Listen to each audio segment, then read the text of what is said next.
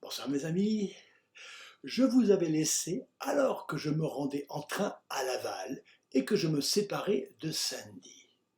Je vous rappelle que c'était le 1er mars 1969.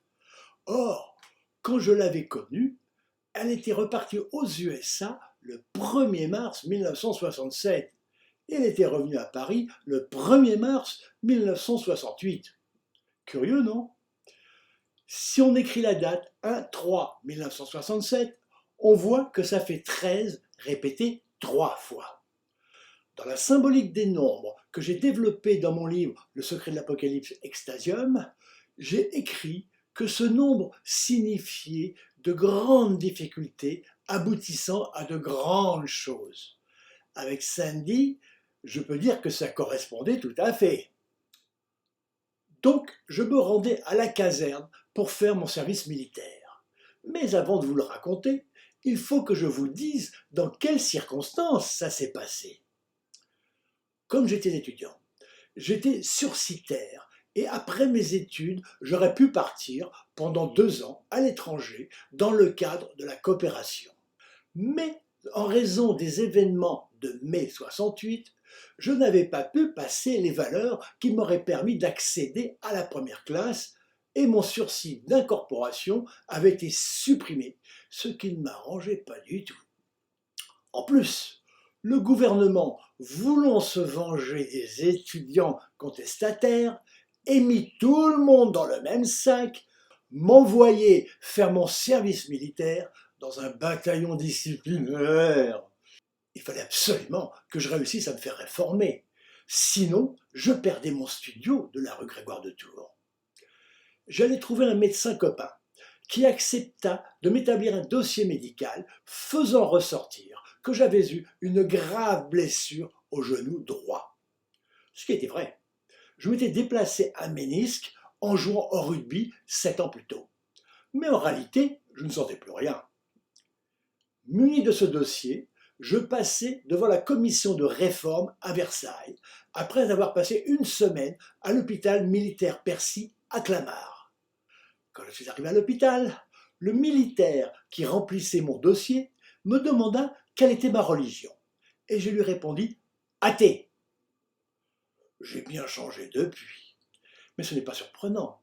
Un athée peut très bien changer d'avis si on lui apporte la preuve de l'existence divine. Et question preuve, je suis largement servi. Ce qui ne veut pas dire que je suis devenu religieux. Au contraire, je me considère comme un artiste technique, scientifique, ésotérique, qui a fait une découverte prodigieuse, lui ayant fait rencontrer et ressentir quelque chose que je ne peux qu'appeler Dieu. Comme tout artiste, je sens le besoin de partager les sensations intenses et extraordinaires que ça me procure. C'est ce que je tente en racontant dans ces podcasts comment ça s'est passé et comment j'étais préparé pour accomplir ce qui me paraît être ma mission. Et aussi décrire ce que ce phénomène me procure comme effet si intense et bienfaisant tous les jours, de 17h45 à 19h. Revenons à l'hôpital. Tous les soirs, je faisais le mur et retournais à Paris retrouver Sandy, avec qui je commençais à avoir des relations plus amicales qu'amoureuses.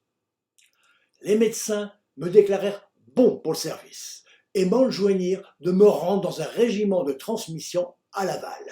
Mais je n'avais pas dit mon dernier mot. Intentionnellement, j'arrivais avec 3 jours de retard à la caserne, ce qui me permettait de voyager avec Sandy.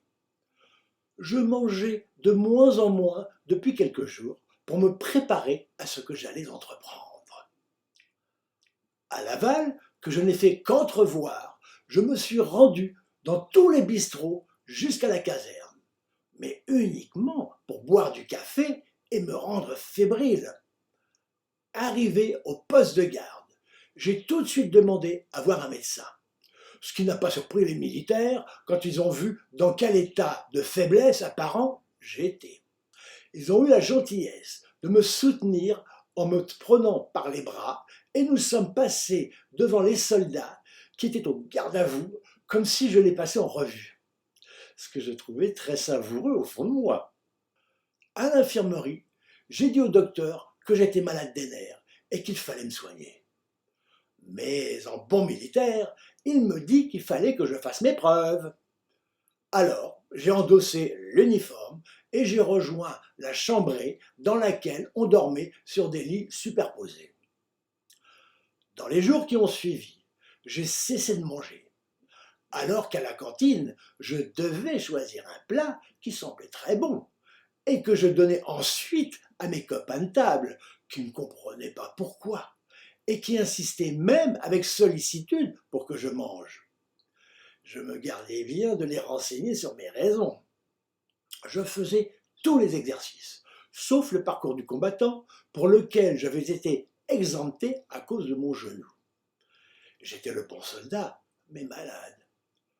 L'ambiance était très sympathique, et il fallait que je me force pour continuer ma tentative et ne pas céder à la bonne ambiance boy scout.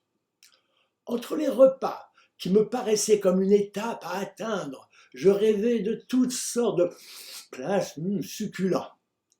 Pour accentuer mon aspect délabré et malade, je fumais beaucoup. J'avais l'esprit très clair et ne sentais aucun vrai affaiblissement, ce qui fait que je décidai de retourner voir le médecin au bout de 10 jours, après m'être empêché de dormir la nuit d'avant, beaucoup fumé et bu de nombreux cafés. Cette fois, il décida de m'envoyer à Rennes consulter un neuropsychiatre. Avant même d'y aller, je savais que j'allais gagner. Ma volonté de ne pas manger s'effondra et je me jetai sur un gros sandwich, puis des haricots, alors que j'aurais dû absorber que des bouillons légers. Mais je n'avais que ça sous la main. Mon retour aux toilettes, après une si longue absence, fut très douloureux. Nuit encore sans sommeil. Je fume beaucoup et bois du Nescafé très fort, froid, pour me rendre fébrile et tendu. C'est dégueulasse. Voyage dans le froid, en camion bâché jusqu'à Rennes. La salle d'attente est pleine de jeunes recrues qui auraient pu me laisser passer, mais exprès, je passe en dernier. Je ronge tous mes ongles, sauf un à chaque main, pour qu'on voit bien que les autres sont rongés. Quand le médecin me reçoit, il me regarde avec l'air de se dire « encore un fumiste ». Je m'assois sur le bord de la chaise en position fétale et en me frottant les mains nerveusement. Je regarde le docteur dans les yeux. Je suis un malade qui essaie de l'aider à me soigner. Il me pose beaucoup de questions et essaye de me piéger en me posant des questions techniques du genre « Pensez-vous être névrosé ?» Et je lui réponds en lui demandant de me préciser ce que ce terme signifie exactement. Alors il change de sujet. Il ne peut pas me coincer parce que ce que je lui dis est vrai. Seulement, ce n'est pas à moi que c'est arrivé.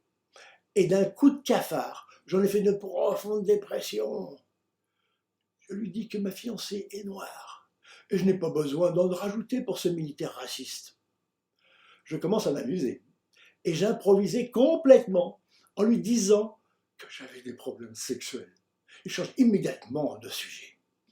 Il me signe une permission libérable pour passer devant une commission de réforme 3 semaines après au motif de caractère schizoïde.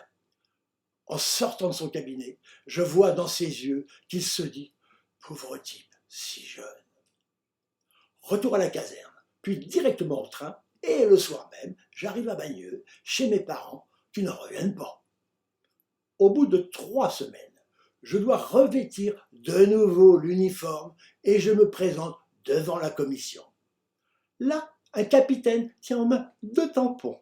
Et j'ai des sueurs froides quand je l'entends demander lequel il faut mettre.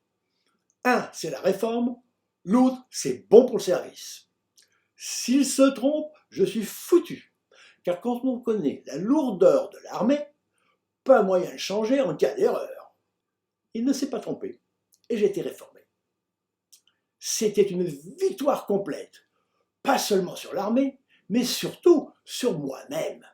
Je m'étais prouvé que je pouvais avoir la force d'aller au bout de ce que j'entreprenais, quelles que soient les difficultés, ce qui m'a grandement servi dans la quête de l'extasium beaucoup plus tard. Alors qu'on me disait que c'était impossible, j'avais été capable de le faire et j'avais réussi.